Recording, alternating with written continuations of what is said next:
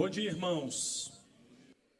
Semana estive visitando alguns irmãos e os irmãos falavam assim: pastor, domingo o senhor vai pregar na ressurreição de Lázaro?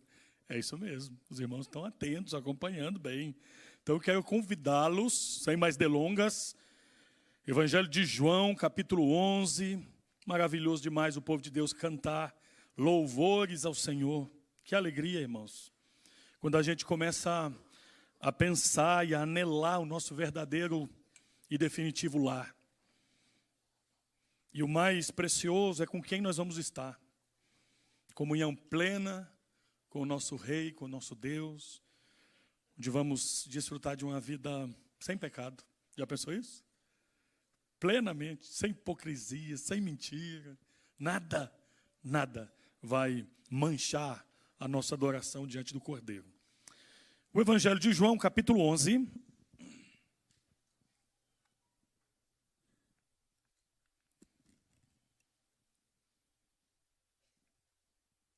texto é largo. Nós vamos ler a maioria dos versículos, até para a gente entender bem o contexto. Assim diz a palavra do Senhor.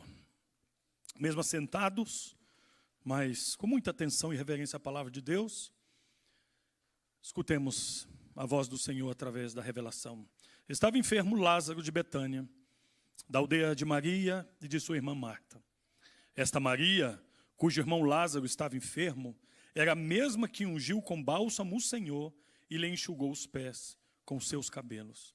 Mandaram, pois, as irmãs de Lázaro dizer a Jesus: Senhor, está enfermo aquele a quem amas. Ao receber a notícia, disse Jesus: essa enfermidade não é para a morte, e sim para a glória de Deus, a fim de que o Filho de Deus seja por ela glorificado. Ora, amava Jesus a Marta e a sua irmã e a Lázaro. Quando, pois, soube que Lázaro estava doente, ainda se demorou 2 dias no lugar onde estava. Depois disse aos discípulos: vamos outra vez para a Judeia. Disseram-lhe os discípulos: mestre, ainda agora os judeus procuravam apedrejar-te e voltas para lá? Respondeu Jesus: não são 12 as horas do dia? Se alguém andar de dia, não tropeça, porque vê a luz deste mundo. Mas se andar de noite, tropeça, porque nele não há luz. Isto dizia e depois lhe acrescentou: nosso amigo Lázaro adormeceu, mas vou para despertá-lo. Disseram-lhe, pois, os discípulos: Senhor, se dorme, estará salvo. Jesus, porém, falara com respeito à morte de Lázaro, mas eles supunham que tivesse falado do repouso do sono. Então Jesus lhes disse claramente: Lázaro morreu. E por vossa causa me alegro de que lá não estivesse, para que possais crer, mas vamos ter com ele. Então Tomé, chamado Dídimo, disse aos condiscípulos: vamos também nós, para morrermos com ele. Olha que interessante. Lembra desse aqui quem é, né? Corajoso. Chegando Jesus, encontrou Lázaro já sepultado havia 4 dias. Ora, Betânia estava a cerca de 15 estádios, perto de Jerusalém. Muitos dentre os judeus tinham vindo ter com Marta e Maria para as consolar a respeito de seu irmão. Marta, quando soube que vinha Jesus, saiu ao seu encontro. Maria, porém, ficou sentada em casa. Lembra da Marta? Aquela que trabalhava, enquanto Maria desfrutava da presença de Jesus. Agora essa Marta é a que corre aos pés de Jesus no momento de dor. Ela vai ao encontro de Jesus, porque ela sabia quem era Jesus. Vocês lembram do texto que nós lemos aqui? O texto diz assim: e o Senhor amava a Marta e a sua irmã. Apesar das nossas dificuldades e imperfeições, nós somos amados pelo Senhor.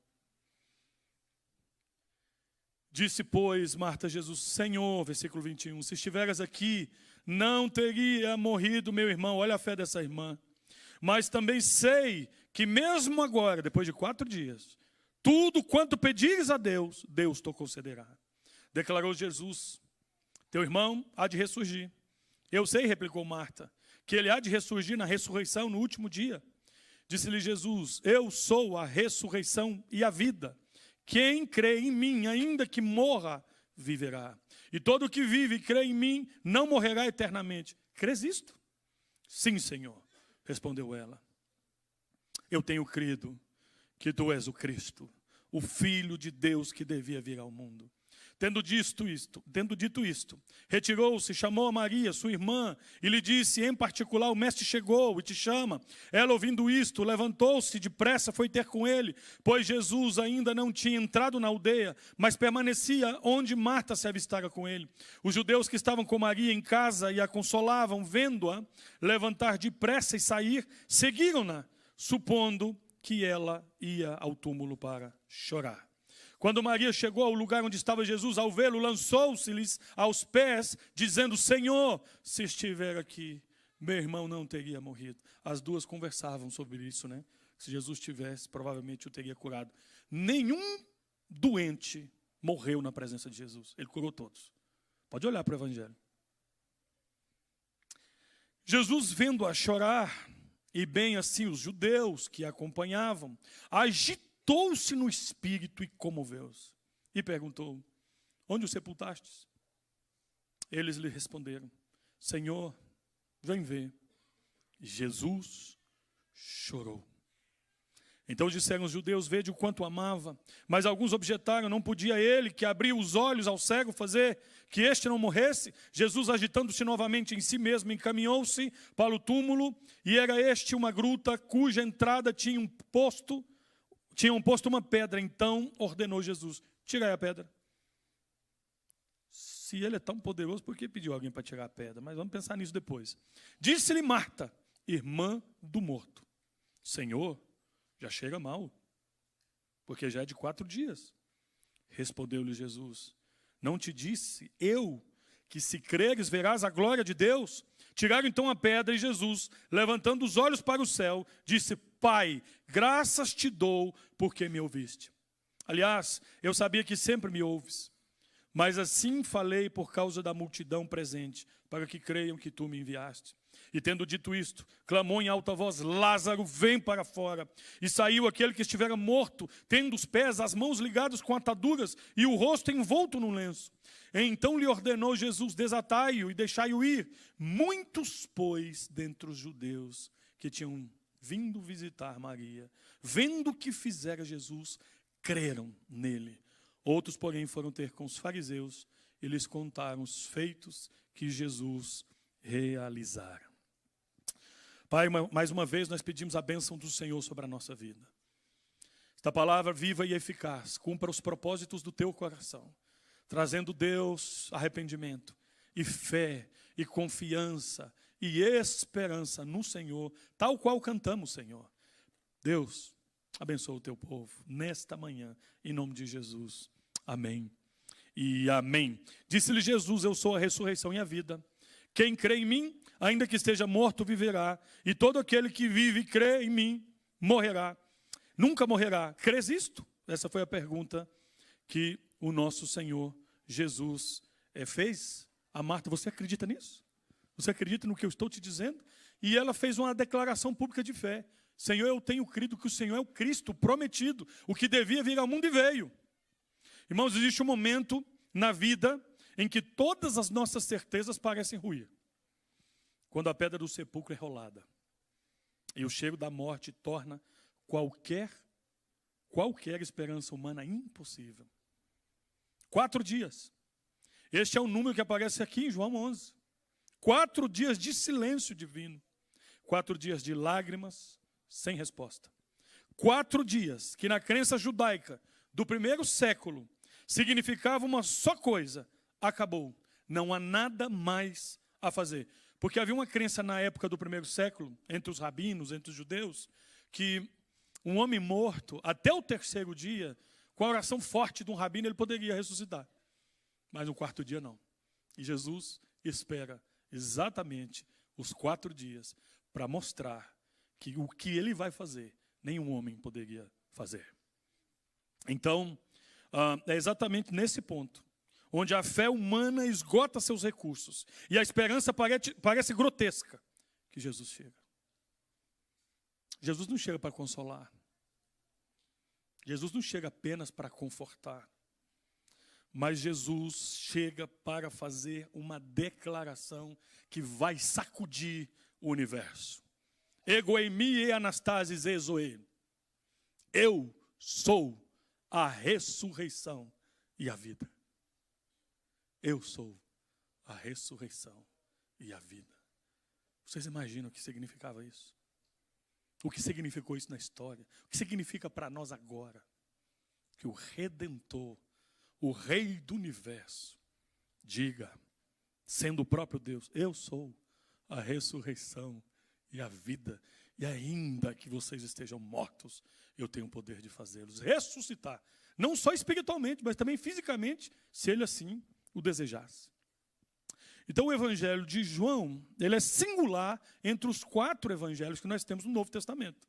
Enquanto Mateus, Marcos e Lucas são chamados de evangelhos sinóticos, porque eles compartilham uma perspectiva comum, João escreve com um propósito radicalmente diferente. E ele mesmo declara, quando a gente está lendo o Evangelho, no final, lá em João capítulo 20, versículos 30 e 31, ele termina dizendo assim, estes, porém, foram escritos para que creiais que Jesus é o Cristo, o Filho de Deus, e para que, crendo, tenhais vida em seu nome.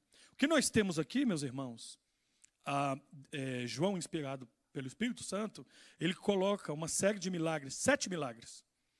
Sempre para mostrar que os milagres não tinham um fim em si mesmos, mas eles tinham um propósito de apontar para o Redentor, o próprio Deus vivo, e também tinha um propósito que aquelas pessoas que vivenciassem aquele milagre, crescem nele. Este era o propósito. Então, João 11 está no coração do livro dos sinais, como o 7º e último sinal. É o número 7. Na mentalidade hebraica significa plenitude e perfeição. A ressurreição de Lázaro é o clímax teológico de toda a primeira metade do Evangelho e, ao mesmo tempo, o gatilho que leva Jesus diretamente à cruz. Uns creram e outros foram correr contar para os fariseus. E estes homens agora já não têm mais o que fazer, porque era evidente que Jesus era diferente. E também a agenda do Pai, de levar o Filho para a cruz, não seria jamais interrompida. E Deus usaria instrumentos para isso. Escribas, fariseus, saduceus, que tampouco criam na ressurreição. E Betânia, que era uma pequena aldeia, cerca de 3 quilômetros de Jerusalém. O nome hebraico lá é Beit Ania, casa dos pobres. E é teologicamente muito carregado o significado disso aqui. Lázaro, cujo nome hebraico é Eliezer, significa Deus vai ajudar, morava exatamente no lugar onde os necessitados eram acolhidos. O evangelista, João, não descuida esse detalhe. Tudo aponta para a glória de Deus que está prestes a ser revelada. Pensa nos 7 milagres apresentados por João, todos com um propósito. O doutor Augusto Nicodemos, ele fala o seguinte: os 7 milagres. O primeiro milagre é a transformação de água em vinho, para mostrar o poder transformador de Deus em Cristo Jesus. A cura do filho do oficial, para mostrar que ele tem poder à distância, que a palavra dele é a última. Se ele faz uma declaração no universo, no mundo espiritual, essas coisas acontecem. A cura do paralítico, com o propósito de mostrar a vitória sobre os efeitos do pecado. A multiplicação dos pães é para que ele mesmo dissesse e o povo cresce que ele era o pão da vida. O andar sobre as águas, mostrando que ele tem domínio sobre as circunstâncias, sobre a natureza. A cura do cego de nascença, bem no contexto que ele diz, eu sou a luz do mundo. E agora, a ressurreição de Lázaro, cujo propósito central é pregar uma mensagem transformadora. Eu sou a ressurreição e a vida. Cada milagre, cada ação com um propósito. Assim faz o nosso Deus, sempre faz isso. Então, a pergunta é a seguinte: quando Lázaro morre, ele está doente, até que os mensageiros cheguem até Jesus, ao parecer, estamos falando de 2 dias. Quando Jesus recebe a notícia, Lázaro já tinha morrido. E diz o texto que ele fica mais 2 dias. E o texto também nos entrega um detalhe: Jesus amava aquela família. Pastor, não estou entendendo nada. Se Jesus amava, por que ele demorou? Por que ele se atrasou? Por que ele chegou na hora que a gente queria que ele chegasse? A gente já ouviu falar muito disso, né? Do Cronos e do Kairos, né? Eu sempre gostei do tempo. Lembra daquela poesiazinha? O tempo perguntou ao tempo: quanto tempo o tempo tem? O tempo respondeu ao tempo que tem tanto tempo quanto tempo o tempo tem. Sempre gostei do tempo. Talvez seja por isso que eu gosto tanto de relógio, né? E o meu pai, quando me deu meu primeiro relógio, na primeira noite, eu abri o relógio para ver o que tinha dentro, queria entender aquele negócio. Acabei com o relógio, né? Mas aqui é o seguinte, parece que Deus está atrasado. Ele não chegou. Ele não chegou quando ele deveria chegar. Quando Maria e Marta enviaram mensagem: Senhor, aquele que amas está doente. E aqui, olha, eu não posso afirmar, mas aqui eu acho que tem uma chantagemzinha emocional. Senhor, quem o Senhor ama está doente. Vem para cá. Talvez essa família esperava resposta imediata. Qualquer pai amoroso teria corrido, né? Mas Jesus ficou 2 dias a mais onde ele estava. Aquilo não apressou a agenda dele. Aquilo não moveu nem 1 centímetro do tempo dele. Então, o texto apresenta aqui, gramaticalmente, aqui tem um tesouro, aqui tem uma tensão proposital. Ora, amava Jesus a Marta e a sua irmã e a Lázaro, quando, pois, soube que estava doente, ainda se demorou 2 dias. Aqui tem uma palavra que traduzir depois, é uma conjunção, que funciona como um conector lógico. Ele amava, ele está doente, portanto, porque os amava, esperou. Como é isso? Quero te dizer que até o atraso de Deus é governado pelo seu amor. Até o atraso de Deus, segundo a nossa perspectiva, é governado pelo seu amor. Ele atrasou porque ele amava. Como assim? É isso mesmo. Deus nunca chega atrasado. Ele não é lento. Ele é soberano. A sua demora não é abandono, é governo. Ele estava esperando Lázaro morrer há 4 dias, para que nem uma mente humana pudesse atribuir àquele milagre causas humanas. Para que não fique nenhuma dúvida. Ele esperou. Ele disse: essa enfermidade não é para a morte, é para a glória de Deus. A sua dor não significa a sua morte, mas sempre significará a glória de Deus. Ele nunca chega atrasado, ele chega no Kairos. Ele cumpre sempre a sua agenda. O problema é que os seus pensamentos e os meus pensamentos não são os pensamentos de Deus. De Deus são superiores. Os nossos caminhos não são os caminhos de Deus. Os de Deus são maiores. João Calvino dizia que os sofrimentos dos piedosos servem à glória de Deus. Por isso, sejam quais forem os problemas que enfrentamos, devemos elevar os nossos pensamentos a este objetivo. Sproul dizia: Deus nunca chega tarde. Ele pode parecer que chega tarde, segundo o nosso cronômetro, mas segundo o seu, ele é sempre pontual. Mas a questão é quando o silêncio de Deus dói no nosso coração. Por quê? Por que ele não fez outra coisa? Por que ele não chegou na hora? Por que ele permitiu tudo isso? Lembre-se, Deus não está indiferente. Ele está trabalhando para revelar uma glória que o alívio imediato jamais poderia mostrar. Quanto maior a dificuldade, maior a glória revelada. É isso que o Senhor está nos ensinando aqui. Então, quando Jesus parece chegar atrasado, segundo a nossa perspectiva, isso não é real. Ele nunca chega atrasado. Ele chega na hora perfeita.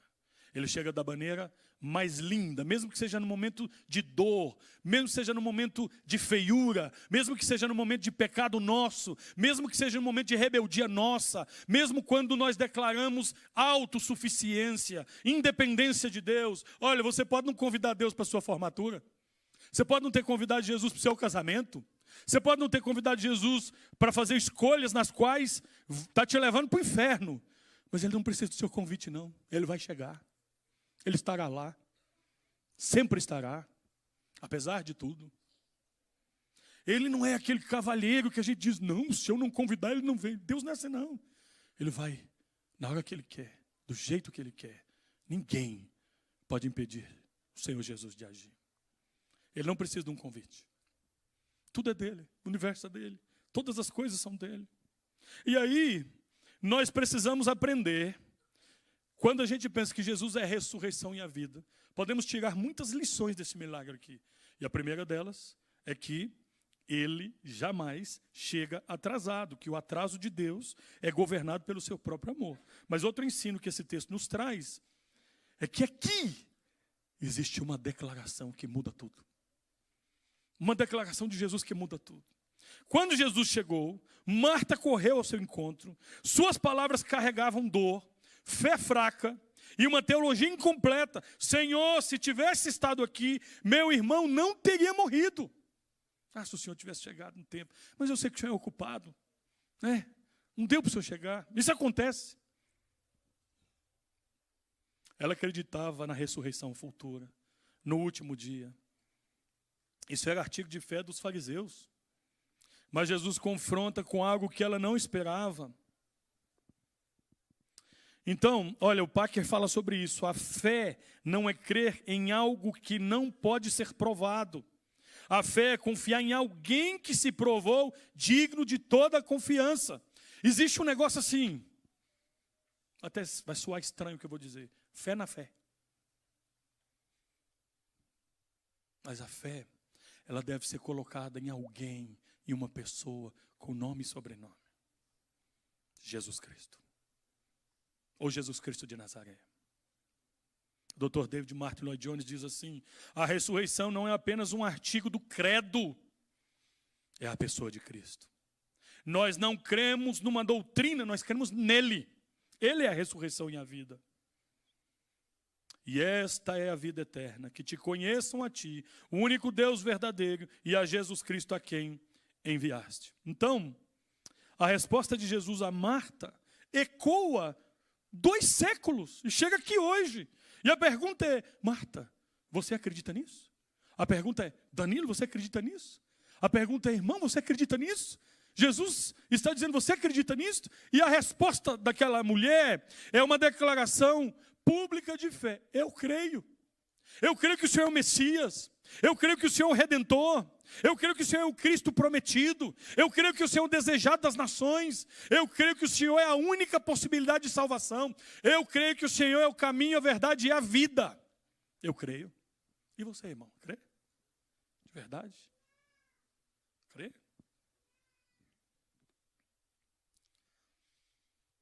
Então, muitas lições nós podemos tirar daqui. A lição de que Deus nunca chega atrasado. A lição de que ele dá uma declaração aqui que muda tudo. Essa declaração é, eu sou a ressurreição e a vida. E aqueles que creem em mim, ainda que morram, viverá. Mas também, o versículo 35 diz assim, é o menor versículo das Escrituras. Jesus chorou. Por quê? Ele é Deus.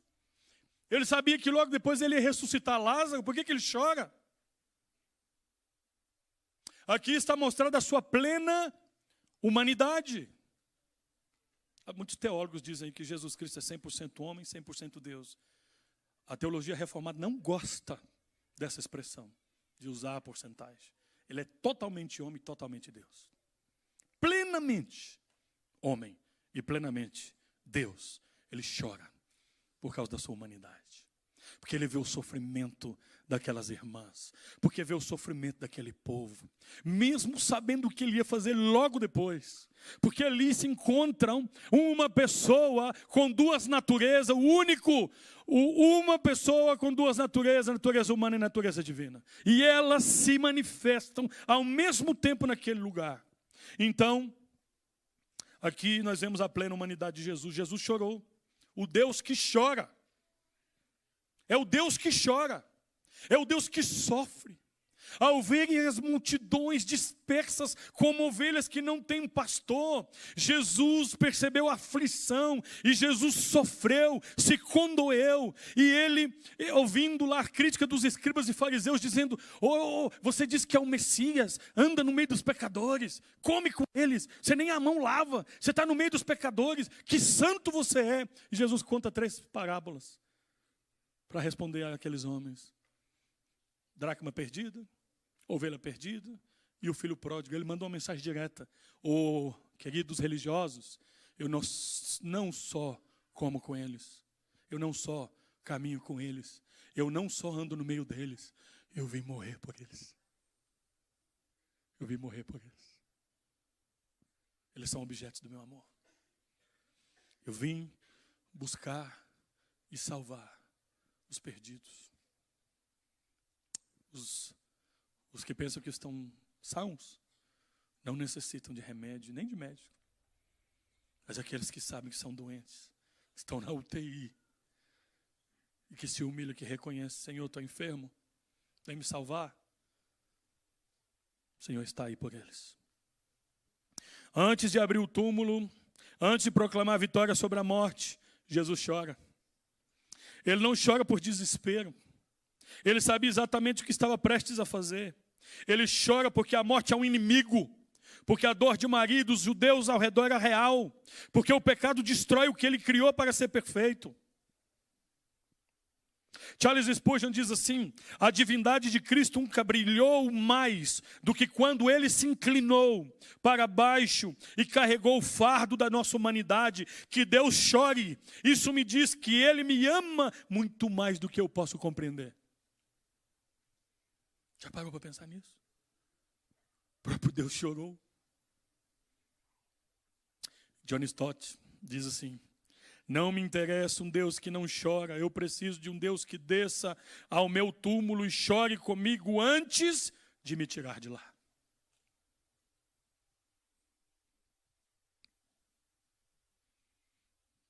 Deixa eu te dizer uma coisa: sabe quando alguém te conta uma dor e um sofrimento? Te conta que ela está sofrendo? Não fica tentando arrumar a situação, não. Não fica tentando ver os pontos positivos naquilo, não. Isso não ajuda em nada. Só que se coloca do lado. Eu sinto muito. Vamos só orar com você. Eu estou aqui do seu lado. Empatia não é você falar: não, mas eu também já passei por uma dor. Não, para. Só fica do lado e escuta. Chora. Chora junto. Porque nós conhecemos um evangelho que nos ensina a ser honestos. Esse negócio da gente dizer que nós somos fortes o tempo inteiro, isso é mentira. Nós batalhamos pela educação dos nossos filhos. Nós choramos pela conversão dos nossos filhos. Nós choramos pelas lutas matrimoniais. E se você fica querendo passar uma ideia de perfeição, Deus sabe que não é assim. Não é assim. Então você não precisa fingir que está tudo bem. Deus não exige que você mude a sua cara, que você composte o seu rosto antes de se aproximar. Porque nem Ele faz isso. Ele chora antes de agir. Ele sente a dor e Ele expressa a dor. Leve a sua dor real a um Deus que chora de verdade, porque nós não temos um sumo sacerdote que não se compadeça de nós, porque Ele sabe o que é a dor humana. Então, por fim, as lições de um milagre. Quais são? Vamos repetir aqui para ficar claro. O atraso de Deus é governado pelo seu amor, em primeiro lugar. Em segundo lugar, uma declaração que muda tudo: eu sou a ressurreição e a vida. Em terceiro lugar, o Deus que chora. E em último lugar, a voz que manda na morte. Vida e morte estão nas suas mãos. Aí você pensa, né? Já que ele ressuscitar, por que ele não fez assim e tirou a pedra? Já que ele ressuscitou, por que ele já não tirou as faixas? Já parou para pensar nisso?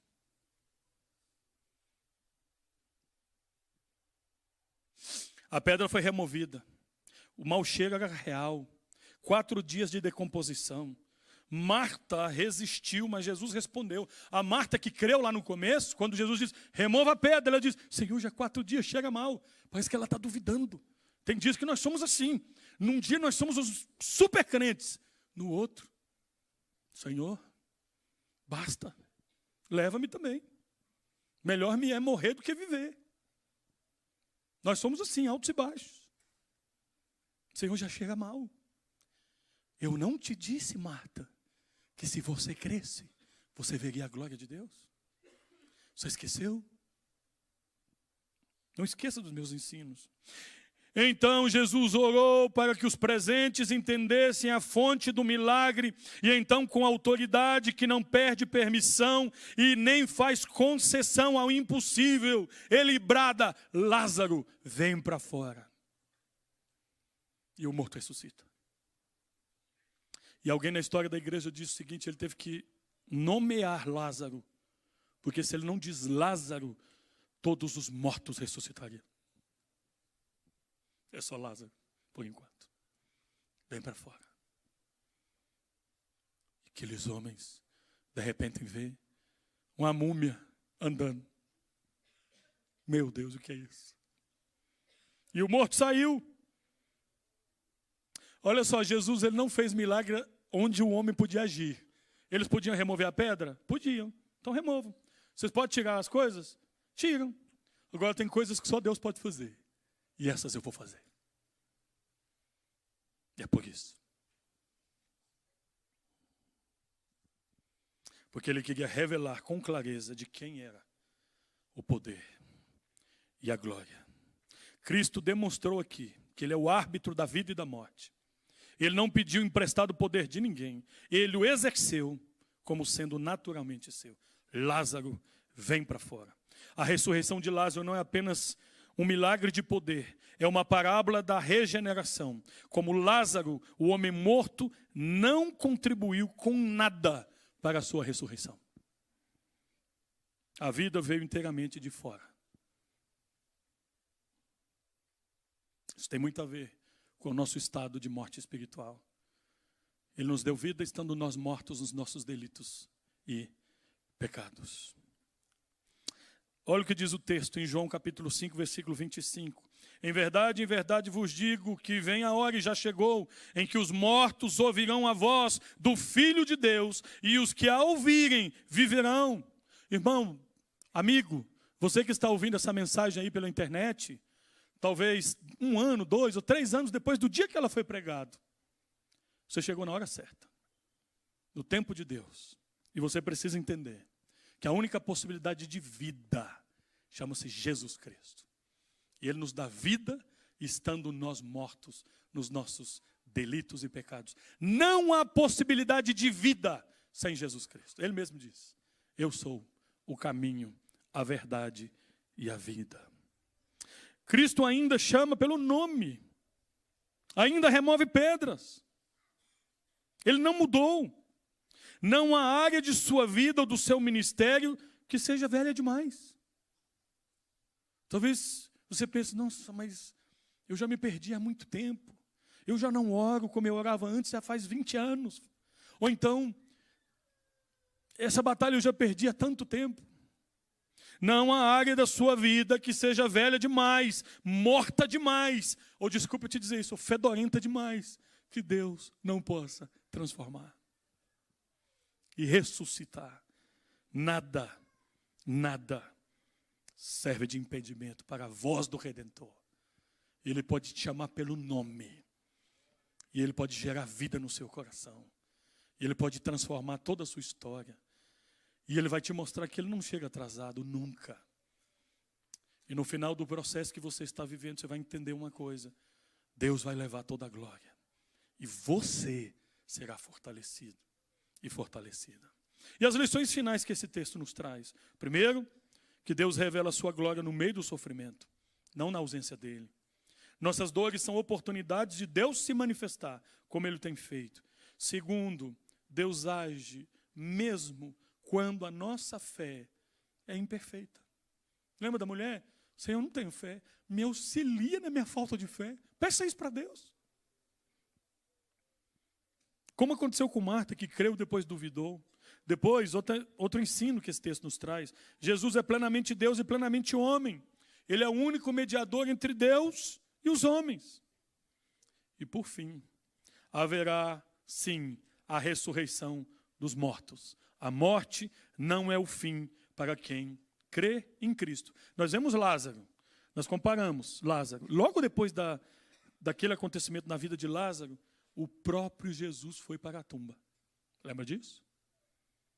E qual é a diferença entre Lázaro e Jesus? Lázaro saiu chamado por outro. Ele dependia do poder de Cristo. Jesus saiu por sua própria autoridade. Ele diz, eu tenho poder para dar a vida, mas também para retomá-la. Lázaro saiu envolvido em faixas da morte, limitado. Jesus ressuscitou glorificado, as faixas ficaram para trás. Lázaro voltaria a morrer fisicamente no futuro. Jesus vive e reina para sempre com seu corpo glorificado, uma vida indestrutível, e ele é um modelo daqueles que creem. Nós seremos como ele. A ressurreição de Lázaro foi o 7º sinal. A ressurreição de Cristo foi a realidade que todos os sinais apontavam. Tudo apontava para aquele dia. E hoje a pergunta de Jesus a Marta chega até você com a mesma urgência. Eu sou a ressurreição e a vida. Quem crê em mim, ainda que esteja morto, viverá. E todo aquele que vive e crê em mim, nunca morrerá. Crê nisto? Você crê nisso? Essa é a pergunta de Jesus. Não é uma pergunta acadêmica. É uma pergunta da eternidade. Responda, não só com a cabeça, mas faça como Marta, que respondeu com tudo que ela tinha. Sim, Senhor, eu creio que o Senhor é o Cristo, o Filho de Deus. Quero convidar você a baixar sua cabeça, fechar os seus olhos. Nós estamos estudamos hoje as lições de um milagre. O Deus que governa os tempos por amor. Deus que nunca chega atrasado.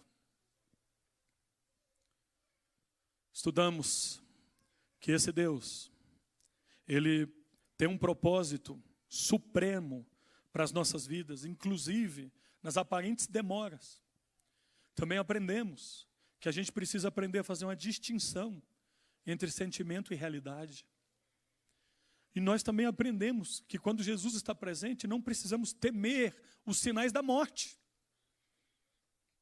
Porque Ele é a ressurreição e a vida.